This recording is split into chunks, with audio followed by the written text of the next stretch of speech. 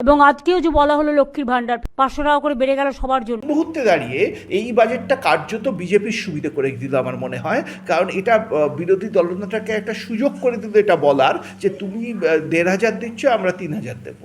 500 টাকা বেড়েছে, আমরা খুবই আনন্দ, খুবই খুশি, দিদির সাথে আছি, দিদির পাশে আছি, সভ্যতাই সাথে আছি। আমাদের স্বামীর এরকম ভাবে চিন্তা করেনি যে একটা বইদের মাস গেলে মাসে হাত খরচা দরকার, সেটা দিদি ভেবেছে। লক্ষ্মীর ভান্ডারে এত বরাদ্দ বাড়ছে, সেখানে রাজ্য সরকার তাহলে ডিএর টাকা কোথেকে আনবে? একদিকে রাজ্য সরকার ডিএ দিতে পারছে না, যেটাকে একটা বেসিক রাইট বলে সুপ্রিম কোর্ট কাল বলেছে, এটা কোনো ঐচ্ছিক ব্যাপার নয়, দিতে হবে রাজ্য সরকারকে। আর অন্যদিকে লক্ষ্মীর ভান্ডারে বরাদ্দ বাড়াচ্ছে, অর্থাৎ এটা তো সরকারি কর্মীদের মনে হতেই পারে যে তাদের দিয়ে বাদ দিয়ে রাজ্য সরকার লক্ষ্মীর ভান্ডারে টাকা দিচ্ছে। ভারতের সবচেয়ে ঋণগ্রস্ত রাজ্য হচ্ছে পশ্চিমবঙ্গ, সেখানে তৃণমূল কংগ্রেস কতদিন এই ভাতা কন্টিনিউ করতে পারবে? এই ভাতার ফলে ঋণের বোঝা তো বাড়বেই, তাহলে এই ঋণের বোঝাটা লাঘব হবে কী করে? রোজগার করতে হবে, তার কোনো দিশা বাজেটে নেই। এবং আমার বিশ্বাস এবছর দুটি রাজ্যে পরিবর্তন আসতে চলেছে, একটি হচ্ছে কেরালা আর একটি হচ্ছে পশ্চিমবঙ্গ। ঐতিহাসিক ডিএ মামলার রায় যেদিন হলো সেই দিনই স্যার পশ্চিমবঙ্গের বাজেট পেশ করা হলো, এবং পশ্চিমবঙ্গের বাজেটে এবার একাধিক জনমুখী প্রকল্প এবং সঙ্গে ভাতা রয়েছে। এই যে ভাতাগুলি পশ্চিমবঙ্গ সরকারের তরফ থেকে দেওয়া হচ্ছে, যুবসাথী যেটা দেওয়া হচ্ছে, এই সমস্ত ভাতাগুলো একদম ভোটের সামনে প্রকাশ করা হলো রাজনীতিতে, এবং এই যে ভোট আসছে এই ভোটের ফলাফলে কতটা প্রভাব ফেলবে? দেখুন, যুবসাথী দেওয়া হবে 15ই আগস্ট থেকে, আমি যতদূর জানি।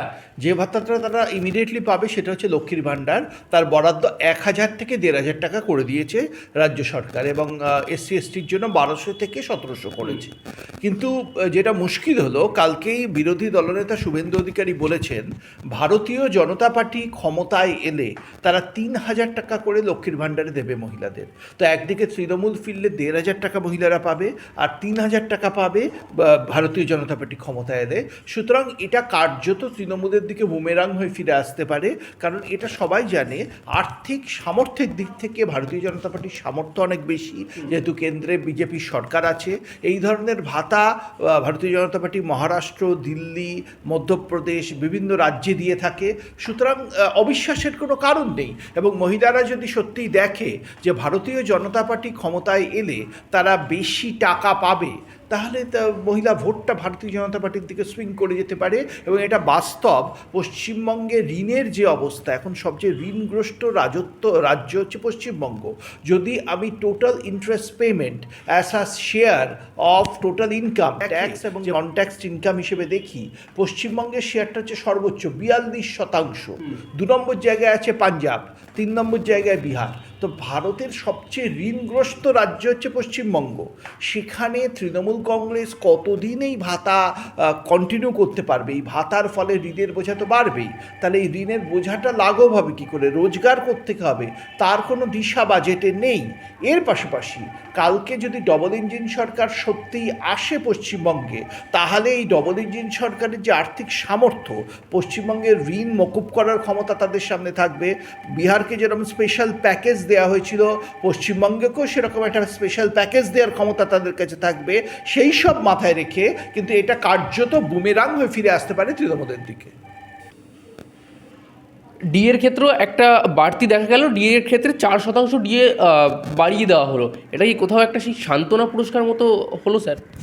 না, 4% বাড়িয়ে কি হবে? ফারাকটা কেন্দ্রীয় ডিএর সাথে অনেক থাকবে। বরঞ্চ রাজ্য সরকারকে যেটা দেখতে হবে, কালকে সুপ্রিম কোর্টের যে নির্দেশ এসছে যে 25% বকেয়া ডিএ 31শে মার্চের মধ্যে দিয়ে দিতে হবে। এটা রাজ্য সরকার কিভাবে দিচ্ছে ভোটের আগে, এটা একটা ডিটারমাইনিং ফ্যাক্টর হয়ে যাবে। রাজ্য সরকার যদি এই দিয়ে দিতে পারে, নিশ্চয়ই এটা বড় পজিটিভ দিক হবে, কিন্তু যদি না দিতে পারে সেটা আবার একটা সমস্যার সৃষ্টি করবে। এখানে যে প্রশ্নটা উঠে যাচ্ছে, এই যে লক্ষ্মীর ভাণ্ডারে এত বরাদ্দ বাড়ছে, সেখানে রাজ্য সরকার তাহলে ডিএর টাকা কোত্থেকে আনবে? একদিকে রাজ্য সরকার ডিএ দিতে পারছে না, যেটাকে একটা বেসিক রাইট বলে সুপ্রিম কোর্ট কাল বলেছে, এটা কোনো ঐচ্ছিক ব্যাপার নয়, দিতে হবে রাজ্য সরকারকে। আর অন্যদিকে লক্ষ্মীর ভাণ্ডারে বরাদ্দ বাড়াচ্ছে, অর্থাৎ এটা তো সরকারি কর্মীদের মনে হতেই পারে যে তাদের দিয়ে বাদ দিয়ে রাজ্য সরকার লক্ষ্মীর ভাণ্ডারে টাকা দিচ্ছে। লক্ষ্মীর ভাণ্ডারে টাকা দেওয়া সবসময় স্বাগত, কিন্তু রাজ্যের কর্মচারীদের তাদের যে প্রাপ্য ডিএ থেকে বঞ্চিত করে তো করতে পারে না। তো সেখানে রাজ্য সরকার কর্মচারীদের ভোটও রাজ্য সরকারের বিরুদ্ধে চলে যেতে পারে। এটা কিন্তু একটা ভয়ঙ্কর পরিস্থিতির দিকে নিয়ে যাবে। এক সেকেন্ড। বিভিন্ন আর্থিক মহল থেকে এই মুহূর্তে সাবধান করা হচ্ছে, যে সমস্ত সরকার এই সমস্ত ভাতা ভিত্তিক যে সমস্ত প্রকল্প চালাচ্ছে তাদের ইতিমধ্যে সাবধান করা হয়েছে যে এই ভাতা বেশি দিন যদি চালানো হয় তাহলে অর্থনীতির যে ব্যবস্থা সেটা পুরোটাই ভেঙে পড়তে পারে। সেক্ষেত্রে পশ্চিমবঙ্গ তো সেই আয়তায় পড়ছে। না, ভাতা সরকার দিতেই পারে, কিন্তু সেখানে প্রশ্নটা এসে যাবে রোজগারটা কোত্থেকে হচ্ছে। রোজগার যদি করতে হয় তাহলে বিনিয়োগ আনতে হবে, বিনিয়োগ আনতে হবে, কর্মসংস্থান তৈরি করতে হবে, তাহলে বিনিয়োগ আরও বাড়বে। সেই সুযোগটা কোথায়, অর্থনীতির বৃদ্ধিটা কোথায় হচ্ছে, এটা আমাদের দেখতে হবে। কারণ রাজ্য সরকারের রোজগার যদি না বাড়ে, এদিকে যদি ভাতা বাড়তে থাকে, এটা ভয়ঙ্কর পরিস্থিতি। এবং পশ্চিমবঙ্গ যেভাবে ঋণগ্রস্ত হয়ে আছে, বিনিয়োগ আনতে হবে। আগামী 5 বছরের জন্য বাংলার মানুষ হয়তো মনে করতেই পারে, বিশেষজ্ঞরা যাই বলুক না কেন, একটা ডবল ইঞ্জিন সরকার এলে বাংলার এই যে ঋণগ্রস্ত অবস্থাটা, এই আর্থিক বেহাল দশা, এটা অনেকটা লাঘব হবে। এই ভয়টা মানুষের মধ্যে কেটে গেছে কালকে বিরোধী দলনেতার ঘোষণার পর, যে লক্ষ্মীর ভাণ্ডার বন্ধ হয়ে যাবে, বরঞ্চ লক্ষ্মীর ভাণ্ডারে বরাদ্দ আরও বাড়বে, তারা বুঝতে পারছেন। কিন্তু তারা এটাও উপলব্ধি করছেন, এ রাজ্যে যদি ডবল ইঞ্জিনের সরকার আসে তাহলে এ রাজ্যে বিনিয়োগ বাড়বে, কর্মসংস্থান বাড়বে। বিনিয়োগ কর্মসংস্থান বাড়লে রাজ্যের রোজগার বাড়বে, আর রাজ্যের রোজগার বাড়লে আরও বেশি করে ভাতা রাজ্য দিতে পারবে। সুতরাং এটা কিন্তু ইন্টারলিঙ্কড। এই আমি রোজগার করবো না অথচ ভাতা দেবো, তো বেশি দিন চলে না। সুতরাং এই মুহূর্তে দাঁড়িয়ে এই বাজেটটা কার্যত বিজেপির সুবিধা করে দিল আমার মনে হয়। কারণ এটা বিরোধী দলনেতাকে একটা সুযোগ করে দিল এটা বলার, যে তুমি 1,500 দিচ্ছ, আমরা 3,000 দেবো। স্পষ্ট। আর আপনি একজন ভোটার হিসেবে নিজেকে ভাবুন, আপনি একজন মহিলা ভাবুন, একজন ভোটার ভাবুন। একটি সরকার বলছে আমরা 1,500 টাকা করে দেবো, আরেকটি সরকার বলছে আমরা ক্ষমতায় এলে 3,000 টাকা করে দেবো, এবং যারা 3,000 টাকা করে দেবো বলছে তারা কেন্দ্রে ক্ষমতায় আছে, তারা অন্য রাজ্যেও ভাতা দিয়েছে। আপনি বিজেপিকে ভোট দেবেন না তৃণমূলকে ভোট দেবেন? কার্যত তৃণমূল এর কাছে এই বাজেটটা বুমেরাং হয়ে ফিরে আসবে বলে আমার বিশ্বাস। আবার অন্যদিকে অনেকে প্রশ্ন তুলছেন, রাজ্য সরকার যদি এই ঘোষণা করেও থাকে তাহলে এত টাকা সে পাবে কোথা থেকে? না, এটাই তো প্রশ্ন। ঋণ নিতে হবে, স্বাভাবিক কথা। ঋণ আরও বাড়বে। এই মুহূর্তে সবচেয়ে ঋণগ্রস্ত রাজ্য পশ্চিমবঙ্গ, আগামী দিনে আরও ঋণ বাড়বে। এবার এই ঋণটা তো কোনো একটা সময় শোধ করতে হবে, যে ঋণ নেবে শোধ করতে হবে। ঋণটা রাজ্যের ঋণ, তখন হয়তো তৃণমূল থাকবে না, কিন্তু মানুষের ওপর করের বোঝা চাপতে বাধ্য। ফলে আজকে যে ভাতাটা মানুষ পাচ্ছে, সেই ভাতাটা কিন্তু কালকে মানুষকে ফিরিয়ে দিতে হবে কর দিয়ে। এটা বুঝুন, এই করের বোঝা যদি চাপে, অলরেডি দেখুন পশ্চিমবঙ্গে পেট্রোলের দাম উত্তরপ্রদেশের থেকে 10 টাকা প্রতি লিটার বেশি। এবার উত্তরপ্রদেশও তো খুব ভালো আর্থিক অবস্থার রাজ্য নয়, সেখানকার থেকে 10 টাকা প্রতি লিটার বেশি। মানে পশ্চিমবঙ্গে এই পেট্রোলের দাম এতটা বেশি কেন? অতিরিক্ত সেস রাজ্য সরকারকে চাপাতে হচ্ছে। অর্থাৎ যে ভাতাটা তারা দিচ্ছে সেটা ট্যাক্স দিয়ে মানুষের থেকে আদায় করে নিচ্ছে। এবার পেট্রোল ডিজেলের যদি দাম বাড়ে, সেটা জিনিসপত্রের দাম বাড়বে। ফলে একদিকে যখন রাজ্য সরকার ভাতা দিচ্ছে, অন্যদিকে কিন্তু সেটা পেট্রোল ডিজেলের দাম বেশি হওয়ার ফলে তুলনামূলকভাবে এ রাজ্যের রেট অফ ইনফ্লেশনটাও তুলনামূলকভাবে বেশি। ফলে মানুষের জিনিসপত্রের দাম এ রাজ্যে অনেকটাই বেশি অন্যান্য অনেক রাজ্যের থেকে। এটা বাস্তব। সুতরাং এটা কখনোই ভাববেন না ভাতা আমি একদিকে পাচ্ছি, আমি 500 টাকা করে অতিরিক্ত পাচ্ছি, কিন্তু আমার দাম কতটা বাড়ছে সেটাও মানুষ দেখবে।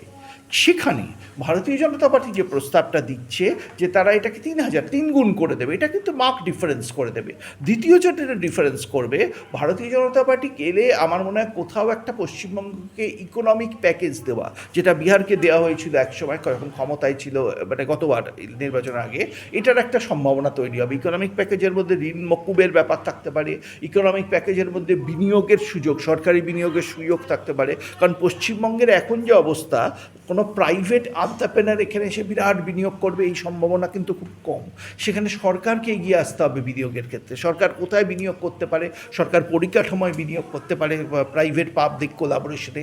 সরকার পশ্চিমবঙ্গের যেটা শক্তি, এগ্রিকালচার, কৃষিতে বিনিয়োগ করতে পারে। সুতরাং সরকারি বিনিয়োগ ম্যানুফ্যাকচারিং ইউনিটে আসতে পারে, প্রাইভেট পাবলিক কোলাবোরেশনের ফর্মে। তো সরকার একটা বড় ভূমিকা পালন করতে চলেছে।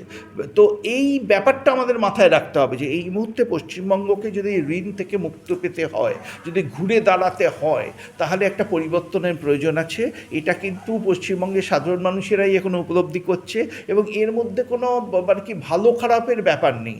এই মুহূর্তে আমি সমস্যায় আছি, কে আমাকে সবচেয়ে বেশি সাহায্য করতে পারে সেটা যারা ঊর্ধ্ব তাদের বাড়িতে গিয়ে আমি সেই ব্যক্তিটাকে জিজ্ঞেস করছি। সেই যে বিজেপির সরকার আসার সম্ভাবনাটা আরও উজ্জ্বল হচ্ছে, প্রতিদিন এই সম্ভাবনা আরও বাড়ছে এবং আমার বিশ্বাস এবছর দুটি রাজ্যে পরিবর্তন আসতে চলেছে, একটি হচ্ছে কেরালা আর একটি হচ্ছে পশ্চিমবঙ্গ। কেরালায় কংগ্রেস সরকার আসতে চলেছে বামেদের সরিয়ে, আর পশ্চিমবঙ্গে